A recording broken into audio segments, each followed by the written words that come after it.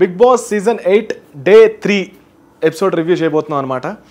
First of all నాకు చెప్పాలనుకున్న point ఏంటంటే, బిగ్ బాస్ ప్లీజ్, నేను దయచేసి మీకు విజ్ఞప్తి చేస్తుంది ఏంటంటే, మణికంఠని బయటకు పంపించేయండి ఇంట్లో నుంచి. లైక్ నేను కోపంతో చెప్పట్లేదు, నిన్న ఎపిసోడ్ కానీ లైవ్ కానీ చూసిన ఆడియన్స్ ప్రతి ఒక్కరిలో నాలా సగానికి మించే కొంతమంది ఎక్కువ ఫీల్ అయ్యేది ఇదే. ఎందుకంటే ఆయన మంచి గురించే. నిన్న ఎంత అవుట్బరస్ట్ అయ్యాడంటే, ఆ ఎక్స్ప్లోడ్ అయిన విధానం చూసుంటే ఆయన మెంటల్ స్టేటస్ కానీ, యాంగ్జైటీ డిజార్డర్ కానీ, ఆయన ఎంత ట్రోమాలో ఉన్నాడో చూసుంటే ఏ హార్ట్ అటాక్ వస్తుందో, లేదంటే ఎలాంటి సిచ్యువేషన్స్ వస్తాయో, బీపీ లెవెల్స్ ఆ టైంలో చెక్ చేసి ఉంటే బీపీ మీటర్ కూడా పగిలిపోయి ఉంటుందేమో అనిపించింది అనమాట. అంటే లైక్ ఆయన్ని నేను తప్పుగా ట్రోల్ చేస్తూ ఏం చెప్పట్లేదు, ఆయన స్టేట్ ఆఫ్ మెంటాలిటీ మైండ్ గురించి నేను మాట్లాడుతున్నాను అనమాట. ఎండ్ ఆఫ్ ద డే ఒక 2 ఎపిసోడ్స్ ముందు వరకు నేను కూడా అనుకున్నాను, మేబీ ఎక్కడో దగ్గర మనకంట సింపతి కార్డ్ యాక్ట్ చేస్తున్నాడు, లేదంటే విక్టిమ్ కార్డ్ ట్రై చేస్తున్నాడు ఇలా అనుకున్నాను. కానీ లేదు, న్యాచురల్గానే జరుగుతుంది. కానీ ఆయన దాన్ని సెటిల్ చేయలేకపోతున్నాడు. అండ్ ఆయన హ్యాండ్లో నుంచి దాటిపోయిన మూమెంట్స్ అవి. బికాజ్ అది ఓవర్ థింకింగ్ ఉన్న పర్సన్స్కి ఉండే ప్రాబ్లం అది. ఓవర్గా రియాక్ట్ అయ్యే వాళ్ళకి, ఓవర్గా థింక్ చేసే వాళ్ళకి thousands of, hundreds of, millions of thoughts run అవుతూ ఉంటాయి. అంటే లైక్ నేను ఇంట్లో ఉంటే ఏమైపోతుంది, నన్ను బ్యాడ్గా నెగిటివ్ చేసేసారు, నాకు ఒక ఆఫర్ రాదేమో, బయటికి వెళ్ళాక నాకు డబ్బులు రావేమో, మళ్ళీ నా ఇంట్లో వాళ్ళు నన్ను చూసుకోరేమో, నాకు ఆ గౌరవం దక్కదేమో. ఇన్ఫ్యాక్ట్ ఆ కన్ఫెషన్ రూమ్లో కూడా కూర్చోబెట్టేటప్పుడు బిగ్ బాస్తో కూడా మాట్లాడింది ఇదే. బిగ్ బాస్ కూడా చాలా కన్సల్ట్ చేశాను. నేను ఇన్ని ఎపిసోడ్లో ఎప్పుడు నేను బిగ్ బాస్ కన్సల్ట్ చేయడం చూడలేదు. మేబీ నేను ఎక్కడైనా మిస్ అయి ఉండొచ్చు, కానీ మణికంఠని కన్సల్ట్ చేసే విధానం చూస్తే బిగ్ బాస్ బాగా అప్రిషియేషన్ అనిపించింది. ఎందుకు ఇంతలా చెప్తున్నానంటే, దయచేసి మణికంఠని బయటికి పంపిస్తే ఎలాంటి ప్రమాదాలు ఇంట్లో జరగవని నా ఫీలింగ్ జరిగింది. అంటే లైక్ నిన్న ఎపిసోడ్ పర్టికులర్గా నిన్న సీజన్లో ఆ లైవ్ కానీ ఎపిసోడ్ చూసినట్టు అనిపిస్తే నాలాగే చాలామంది ఫీల్ అయి ఉంటారు.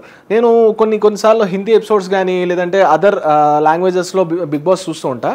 మొన్న ఒక ఆయన పర్సన్ ఏం చేస్తారంటే, డైరెక్ట్గా హౌస్లో నుంచే కుర్చీలు వేసుకొని ఆ షెడ్ మీద నుంచి ఎక్కి అక్కడున్న బౌండరీస్ దాటి బయటికి వెళ్ళిపోవడానికి ట్రై చేశాడు. మొన్న ఓటీటీలో ఒక లైవ్లో ఒక 2 కపుల్స్ సెక్స్ చేసుకుంటున్నారు. అంటే ఎంత నేషనల్ మీడియా అని తెలియకుండా, పీపుల్కి అది ఎలా ప్రాజెక్ట్ అవుతుందో అనేది కూడా తెలియకుండా అంత ఓవర్ ఎగ్జాస్టింగ్ అయిపోతారు. ఆ ఎమోషన్స్ని కంట్రోల్ చేసుకోలేదే బిగ్ బాస్ అని అర్థమైంది. కాకపోతే ఇదైతే ఇంకా ఎక్స్ట్రీమ్, ఇది ఇంకా మనిషి చచ్చిపోతారేమో అని అనిపించింది అనమాట. అంటే ఎంత ఫేకీ ఉన్న పర్సన్ కూడా కొంతవరకు ఆపుకుంటాడు, కానీ పాప ఆయన న్యాచురల్గానే ఆయన ఓవర్ ఎగ్జైట్మెంట్, ఓవర్ థింకింగ్ వల్ల, ఓవర్ యాంగ్జైటీ వల్ల ఆ విగ్ కూడా తీసేసి పడేశాడు అనమాట. అయితే అది చాలా మటుకు ట్రోల్స్ చేశారు. నాకు అక్కడ కొంచెం బాధ అనిపించింది ట్రోల్ చేయడం. అది ఆయన ఎమోషన్. అప్పటికీ లైవ్లో కూర్చొని ఇది కూడా ఎలా తీసుకుంటారో, మళ్ళీ దీన్ని కూడా సింపతి కార్డు, దీన్ని కూడా విక్టిమ్ కార్డు అనుకుంటారేమో అని చాలా ఫీల్ అయ్యాడు. ఒక దశలో నేను కూడా, నాకు చాలా కోపం వచ్చింది. అరే, నువ్వు వచ్చింది బిగ్ బాస్ హౌస్లోకి, ప్రతిసారి ఎందుకు చెప్పుకుంటావు నీ ఫ్యామిలీ ప్రాబ్లమ్స్ని, నీ సిచ్యువేషన్స్ని. అప్పటికీ అబ్బాయి లేచి నిజంగా మాట్లాడినప్పుడు బాగా అనిపించింది, నీకు ఉండొచ్చు ప్రాబ్లమ్స్ అబ్బాయి, 14 మంది, మిగతా 14 మంది కూడా సేమ్ ప్రాబ్లమ్స్ ఉన్నాయి, ఎవరి ప్రాబ్లమ్స్ అడుకున్నాయి. నువ్వు అది ఫస్ట్ టైం చెప్పావు, అక్కడితో వదిలేయాలి. ఎవ్రీ టైం అది రిపీట్ చేస్తూ ఉంటే దానికి ఒక వాల్యూ అనేది పోతుంది, and end of the day ఆయన మాట్లాడిన నామినేషన్స్లో కూడా మణికంఠ చెప్పింది ఏంటంటే, నేను హార్ట్తో ఆడాలనుకోవట్లేదు, బ్రెయినీతో బ్రెయినీగా ఆడాలనుకున్నాను, బట్ హార్ట్నే మీరు ఆన్ చేస్తున్నారు, బ్రెయిన్ ఆఫ్ చేసేలా చేస్తున్నారు, ఇక్కడ నుంచి నేను బ్రెయిన్తోనే ఆడతాను, అది ఇదని అంతా మాట్లాడాడు. సో ఐ వాజ్ లైక్, నాకు అర్థం కాలేదు ఒక క్యారెక్టర్ ఎందుకు ఇంత ఎక్స్ట్రీమ్ వెళ్తుంది అసలు అని. Maybe I don't know Nagarjuna గారు ఎలా రియాక్ట్ అవుతారా అనేది. ఇప్పుడు కూడా ఇన్ఫ్యాక్ట్ నేను ఆయన గురించి చెప్తుంటే ఆయన ఎమోషన్స్ అన్నీ చూసి నాకు కూడా ఎమోషన్ అవుతున్నానంటే ఆలోచించుకోండి, అంతలాగా ఓవర్ ఎగ్జాగరేట్ అయ్యాడు. ఎనీవేస్, అండ్ నిన్న ఎపిసోడ్లో నేను మాట్లాడాల్సింది ఇది. అండ్ ఇంకా సోనియా విషయం. నేను అసలు సోనియా ప్రతిసారి అసలు ఆవిడ ఎత్తద్దు అని అనుకున్నా సరే, సోనియాది ప్రతిసారి ఆవిడ చేసే విధానం అయితే నాకైతే అస్సలు నచ్చట్లేదు. నాలా ఉండేవాళ్ళు కొంతమంది ఉంటారు కాబట్టి వీళ్ళిద్దరి గురించే పర్టికులర్గా ఈ ఎపిసోడ్ గురించి మనం మాట్లాడుకోవాలి. మిగతా వాళ్ళందరి గురించి పక్కన పెడితే, సోనియా నీ పాయింట్లు కరెక్టే, నువ్వు చెప్పేవి కరెక్టే ఉండొచ్చు, కానీ నీ విధానం కరెక్ట్ కాదని నేను ప్రతిసారి అదే చెప్తున్నా. ఎందుకంటే అవునా, ప్రేరణ లేచి నామినేషన్ చేసి ప్రతిసారి వి అంటున్నావు కదా, ఐ అని వాడాలి, ఎందుకంటే నువ్వు చెప్పేది మా మీద రుద్దకు అని చెప్పింది. అంటే లైక్ అవునా, వి అని ఎక్కడ వాడాను, ఎన్నిసార్లు వాడాను, ఇట్ లైక్ ఒక యాటిట్యూడ్లో కనిపిస్తుంది కానీ నువ్వు చెప్పేది కరెక్ట్ పాయింట్స్ అయి ఉండొచ్చు, కాదనటం లేదు. నీలో ఆ స్కిల్స్ ఉన్నాయి, నువ్వు బాగా డిఫెండ్ చేస్తున్నావు, కానీ ఎవ్రీ టైం పక్క వాళ్ళు నీకన్నా తక్కువ అనేది మాత్రం కరెక్ట్ కాదు. అండ్ ప్రేరణ కూడా చాలా పద్ధతిగా మాట్లాడింది, ఒక పాయింట్ బాగా రైస్ చేసింది. లైక్ మమ్మల్ని కానీ విష్ణుని కానీ అన్నావు కదా, విష్ణు యోగా చేస్తుంటే చాలా ఫన్నీగా ఆవిడకి సీరియస్నెస్ లేదా అని. అండ్ మా గురించి నువ్వెవరు చెప్పడానికంటే లైక్ మేము సీరియస్గా లేమని నువ్వు ఎందుకు చెప్తున్నావు, మా ఆట గురించి నీకు తెలియదు కదా, ఎవరి సీరియస్నెస్ వాళ్ళకు ఉంటుందని. అండ్ ఈ మాటలో నాకు ఎగ్జాక్ట్గా సోనియా చెప్పింది ఏమనిపించిందంటే, అంటే సోనియా మాత్రం నువ్వు మాత్రమే సీరియస్గా ఆడడానికి వచ్చావా, నువ్వు మాత్రమే గేమ్ కొట్టడానికి వచ్చావా. అండ్ కొన్ని మాటలు అయితే చాలా ఓవర్ డ్రామాటిక్ అయిపోయింది, అంటే లైక్ అంటే ఒక బౌండరీ దాటేసింది సోనియా అయితే.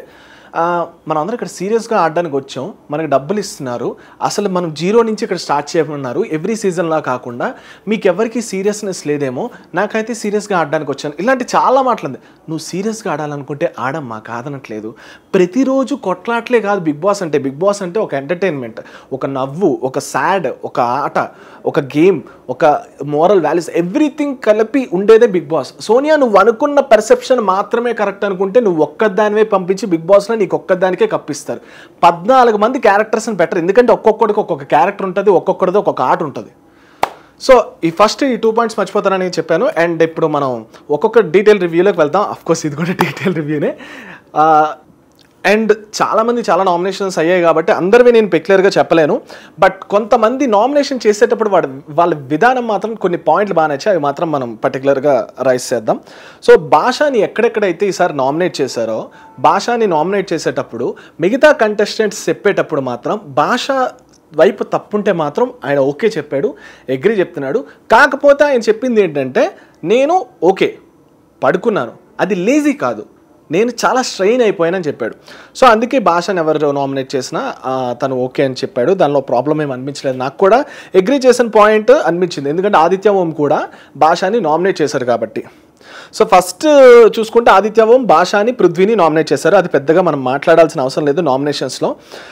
ఓకే, సింపుల్ పాయింట్స్ అనిపించాయి. బట్ నెక్స్ట్ విషయానికి వచ్చేస్తే, అండ్ సీత వచ్చేసి ప్రేరణని ఫస్ట్ నామినేట్ చేసింది, అండ్ ప్రేరణతో పాటు బేబక్కాయని నామినేట్ చేసింది. అండ్ ప్రేరణ విషయంలోని అండ్ బేబక్కాయ విషయంలోని కూడా తన పాయింట్లు చెప్పినవి కరెక్టే అనిపించాయి, వాళ్ళు కూడా డిఫెండ్ చేసుకున్నారు. కానీ ఆ ఎగ్ ఆమ్లెట్, ఆ గుడ్డు ఆమ్లెట్ మీదే ఇక్కడికి తీస్తున్నారు, ఎందుకంటే మేబీ ఆ 2 డేస్లోని వాళ్ళకి ఇంకేం దొరకలేదేమో, ఇంకా దాని మీదే నామినేషన్స్ తీసుకుంటున్నారు. మేబీ 1 వీక్ కూడా కుక్కర్ గురించి, ఆమ్లెట్ గురించి, గుడ్డు గురించే జరుగుతుందని అనిపిస్తుంది అనమాట. బట్ ఈ ఎపిసోడ్లో పర్టికులర్గా ప్రేరణ బాగా మాట్లాడినట్టు అనిపించింది, భాష వల్ల తన పాయింట్స్ని యాక్సెప్ట్ చేయడం బాగా అనిపించింది. అండ్ యష్మి కూడా బాగానే అనిపించింది. అసలు అభయ్ అయితే అవుట్ ఆఫ్ ద బాక్స్లో నుంచి నాకైతే అభయ్ బాగా మాట్లాడాడు అనిపించింది, ఎందుకంటే కొన్ని పాయింట్స్ అభయ్ కూడా చాలా బాగా డిఫెండ్ చేశాడు. సో ఇక్కడ ఫస్ట్ విష్ణుప్రియ గురించి మాట్లాడదాం. అసలు ఆ విష్ణుప్రియ 2 డేస్ నుంచి కొంచెం ట్రోల్స్ వస్తున్నాయి అక్కడక్కడ. మొన్న నేను వీలైతే మేమ్స్ కూడా ఇక్కడ వేస్తాను అనమాట. అండ్ పక్కన ఒక కోపంగా చాలా అగ్రెసివ్ మూమెంట్ జరుగుతూ ఉంటే, తగువుతుంటే ఈవిడ మాత్రం డ్యాన్స్ చేస్తున్నట్టు. మనకు విష్ణుప్రియ అంటే ఒక ఎక్స్పెక్టేషన్స్ ఉన్నాయి, ఎందుకంటే ఆవిడ ముందు నుంచి కొంచెం ఫేమ్ ఉంది కాబట్టి, సోషల్ మీడియాలో, టీవీ రంగంలో కూడా ఉంది కాబట్టి కొంచెం మనం ఎక్స్పెక్ట్ చేస్తూ ఉంటాం. ఆవిడ దగ్గర నుంచి అంత స్ట్రెంత్ ఉండే కంటెంట్ రావట్లేదని ఫీల్ అవుతున్న టైంలో నిన్న నామినేషన్స్లో కూడా అదే డిప్రెషన్ నాకు కనిపించింది, అదే డల్నెస్ అయితే కనిపించింది. కాకపోతే ఆవిడ నుంచి కొంత కంటెంట్ వచ్చింది, ఆవిడ వైపు నుంచి కాదు, ఆవిడ వల్ల కొంత కంటెంట్ వచ్చిందని అనిపించింది అనమాట. సో ఫస్ట్ తను నామినేట్ చేసింది సోనియాని. సోనియా నామినేట్ చేసినప్పుడు చెప్పింది ఏంటంటే, ఆ కుక్కర్ పాయింట్ అనేది నాకు టెక్నికల్గా కొంచెం డౌన్ అనిపించింది, అది కరెక్ట్ కాదు అని అంటే, అప్పుడు కూడా సోనియా రివర్స్లోనే తన ఆర్గ్యుమెంట్. అంటే అసలు నాకు అర్థమైంది ఏంటంటే, సోనియానే ఆర్గ్యుమెంట్ స్కిల్స్లో ఎవడు కొట్టలేడు. First of all argument skills తనకు ఉన్నాయి, కానీ అది బ్యాడ్గా పోర్ట్రే అవుతుంది, నెగిటివ్గా పోర్ట్రే అవుతుంది. దయచేసి ఒకవేళ సోనియా కానీ అది మారుంటే మాత్రం టాప్ కంటెస్టెంట్లో ఖచ్చితంగా ఉంటుంది, నాకు నిజంగానే అనిపిస్తుంది. సోనియా చాలా గుడ్ కంటెస్టెంట్, కాకపోతే తన యాటిట్యూడ్ వల్ల మాత్రమే ప్రాబ్లం అనిపిస్తుంది. అండ్ అభయ్ నవీన్ నామినేషన్ గురించి మాట్లాడుకోవాలి. అందులో మణికంఠన్ నామినేట్ చేశారు. సో అభయ్ నవీన్ మణికంఠన్ నామినేట్ చేసే టైంలో కూడా చాలా డిస్కషన్, ఎంత డిస్కషన్, మేబీ మనకి ఇక్కడ ట్రిమ్ అయి వచ్చింది, కానీ అక్కడ రైజ్ అయిందబ్బా, స్టార్ట్ అయ్యాడు మణికంఠ.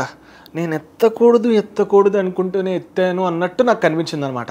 ఇంకా అక్కడ స్టార్ట్ చేసినప్పుడు అభయ్ నవీన్ డిఫెండ్ చేసిన విధానం నాకు బాగా నచ్చింది. ప్రతి ఒక్కరికి ఒక ప్రాబ్లం ఉంటుంది, 14 మెంబర్స్కి ఒక ప్రాబ్లం ఉంటుంది, నువ్వు అదే కరెక్ట్గా తీయడం కరెక్ట్ కాదన్నప్పుడు ఒక చిన్న మైనర్ థింగ్ ఎవరైనా అబ్జర్వ్ చేస్తుంటే, యష్మి లేచి ఇక్కడి నుంచి గట్టిగా క్లాప్స్ కొడుతుంది. అరే ఈవిడెందుకు క్లాప్స్ కొడుతుంది అంతలా అనిపించింది. ఓకే, నీకు సేమ్ పాయింట్ ఉండొచ్చు, అది వేరే వాళ్ళ దగ్గర నుంచి వస్తున్నప్పుడు నీకు ఆ ఎగ్జైట్మెంట్ రావచ్చు, కాదనట్లేదు, కానీ చాలా ఓవర్గా అనిపించింది. అది నెగిటివ్గా పోర్ట్రేట్ అవుతుందేమో అనిపించింది అనమాట. ఎందుకంటే హౌస్లో ఉంటే మనకి ఇలా అనిపించినప్పుడు హౌస్లో ఉండే మిగతా హౌస్మేట్స్ కూడా అనిపిస్తుంది, ఏంటబ్బా ప్రతిసారి ఈయనకే బాధలు ఉన్నట్టు, ఈయనకే కష్టాలు ఉన్నట్టు మాట్లాడుతున్నాడు అనే ఫీలింగ్ ఉంటుంది. అలాంటిది యష్మి కూడా ఉన్నది, అక్కడ నైనిక ఉన్నారు, అక్కడే సీత, వీళ్ళందరికీ అదే అనిపించింది. అండ్ ఒక టైంలో యష్మి కూడా ఏడ్ చేసింది, ఇంకా ఆపకుండా ఏడుస్తూనే ఉంది. ఆ ఎపిసోడ్ మనకు చూసినంతసేపు యష్మి ఏడుస్తూనే ఉంది. ఎందుకంటే ఒక టైంలో ఏమన్నదంటే, నువ్వు ఇలా మాట్లాడుతుంటే మేము నెగిటివ్ అవుతాం, బయట ఎక్కడో మిమ్మల్ని బాగా పోర్ట్రేట్ చేస్తున్నట్టు అనిపిస్తుంది అని యష్మి యొక్క అవుట్ బర్స్ట్ అయిపోయింది అనమాట. ఇంకా పాయింట్ మాట్లాడుకోవాల్సింది, ఫస్ట్ విష్ణుప్రియ మణికంఠ నామినేట్ చేసినప్పుడు, మణికంఠ విష్ణుప్రియ నామినేట్ చేసినప్పుడు వచ్చిన ప్రాబ్లం గురించి మాట్లాడదాం. మణికంఠ విష్ణుప్రియని నామినేట్ చేసినప్పుడు చెప్పిన పాయింట్ అంటే, ఫెమినైన్లా కనిపిస్తున్నావు అని ఒక పాయింట్ రైస్ చేశారు. అంటే ఫస్ట్ డే ఆ అమ్మాయి ఆ మాట మాట్లాడింది. ఎస్, అందరం మనం లైవ్లో చూసాం, పక్కన పృథ్వీ కూడా ఉన్నాడు, పృథ్వీ కూడా నవ్వాడు. ఫెమినైన్లా కనిపిస్తున్నావు అన్నప్పుడు మణికంఠకి ఎక్కడ దగ్గర నిజంగా బాధపడి ఉండొచ్చు. ఎందుకంటే ఒక అబ్బాయిని ఒక అమ్మాయి ఎలా కొంచెం ఎక్కువగా కనిపిస్తున్నావు అన్నప్పుడు అది చాలా బాధ అనిపించవచ్చు. మేబీ ఆయన పాయింట్ ఆఫ్ వ్యూలో అది కరెక్టే. కానీ నాకు విష్ణుప్రియని చూసేటప్పుడు మాత్రం ఆవిడ ఏదో కావాలని పోక్ చేసినట్టు అయితే అనిపించలేదు. మేబీ ఆవిడ పాజిటివ్గా అన్నా సరే అది నెగిటివ్గా తీసుకున్నట్టు పోర్ట్రే అయింది. ఎందుకంటే ఆవిడ ఎక్స్ప్లెయిన్ చేస్తుంది, అంటే కొంచెం నువ్వు ఆడవాళ్ళకి ఎక్కువ ఫేవర్గా కనిపిస్తున్నావు అన్నట్టు విధంగా చెప్తే అది నెగిటివ్గా అన్నది. ఎంతైనా సరే ఆ మాట వాడకూడదు. ఒక అబ్బాయిని ఒక పాయింట్లో అది పాయింట్ ఆఫ్ వ్యూలో మనం చూపిస్తూ ఉంటే మిగతా వాళ్ళు కూడా అదే కన్సిడర్ చేసే ఆప్షన్స్ ఎక్కువ ఉన్నాయి.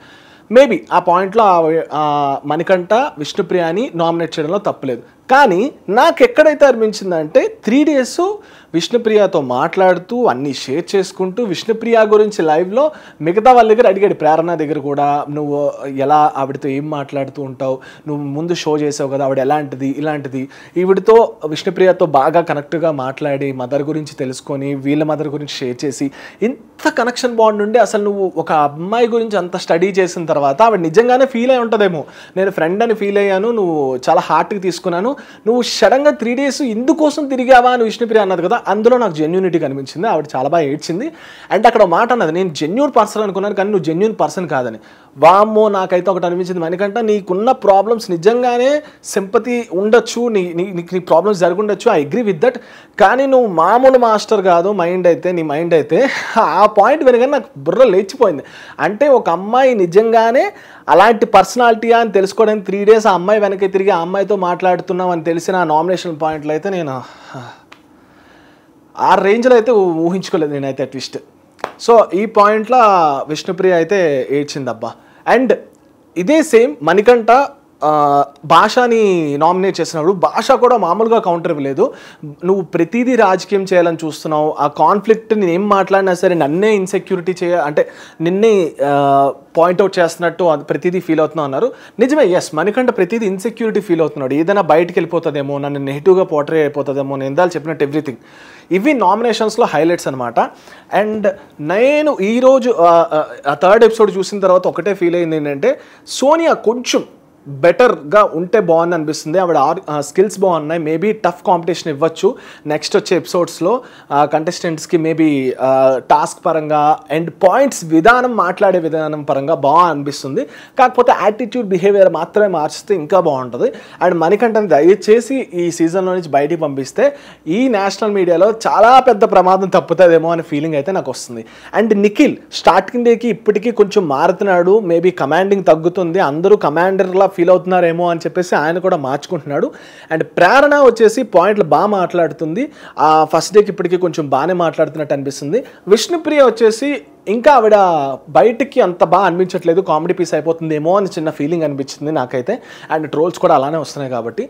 అభయ్ నవీన్ నిన్న ఎపిసోడ్లో పర్టికులర్గా కొన్ని పాయింట్స్ బాగా మాట్లాడాడు అనిపించింది. అండ్ శేఖర్ భాష వచ్చేసి తన తప్పుని యాక్సెప్ట్ చేస్తున్నాడు ఏమైనా జరిగినా కరెక్ట్గా. అండ్ మంచి ఎంటర్టైనర్ అంటే నాకు వచ్చి భాష అనిపిస్తుంది. అక్కడక్కడ కొన్ని జోక్స్ అయితే పడుతున్నాయి, కొంచెమైనా నవ్వడానికి ఆ సీజన్లోని ఆయన కొంచెం ట్రై చేస్తున్నాడు అనిపించింది. So that's it guys, this is RJ Mahesh signing off.